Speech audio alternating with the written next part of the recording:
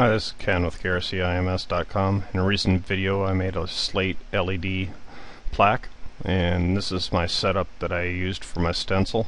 So I just want to show you real quick just a few things. Most programs for cutting vinyl are basically set up the same. So the first thing that I do is I figure out what my cutting area is going to be. In this case my glass was 10 inches wide by 3.5 inches high. So I went ahead and set that up here in my properties. Okay, the next thing that I do is I go down and get my rulers set up so that I can get my center lines.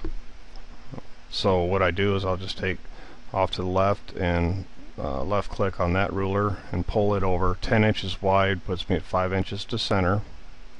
So I'm at 5 inches to center, and you can see my line moving right up there between the 5.5.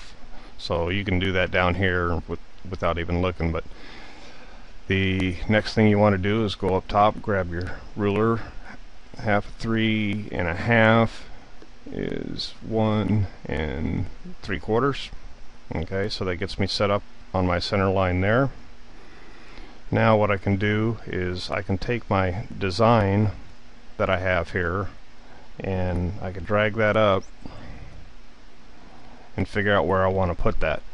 Now in my case what I wanted to do is I wanted to bring the top of the design right about there rather than the center of my box of the outline.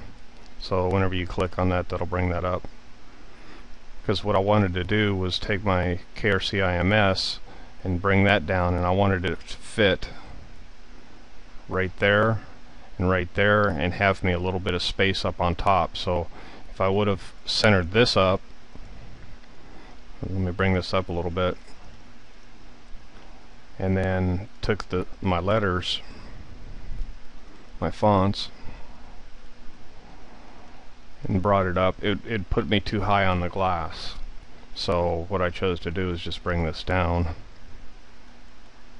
just about that height there, and then I went ahead and brought this down just about to where I liked it. Okay, looks like I moved this a little bit, so let's recenter this, the design, and we've got that taken care of. Now I'm happy with what I got there. So what I want to do now, some people use registration marks, some people don't. Depending on the size of my project, I'll use them. When I get on the glass, you can really see, even if it's 1/8 of an inch off on each side, when you put it in a base or something, you could really see the difference. So I go ahead and use registration marks, and you can just plop those in, and as you can see, you can adjust the size of them here. I can't make it smaller than that.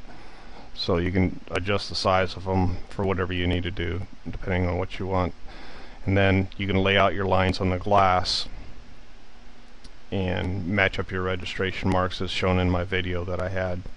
Now the next thing that I want to do, I'll go back to my pick tool here, is when sandblasting glass, okay, you're going to sandblast from the back side. So the back will actually get the blasting on it. So what you're going to have to do is you have to reverse your letters. So now you're looking from the back side, because that's where you're going to put your stencil.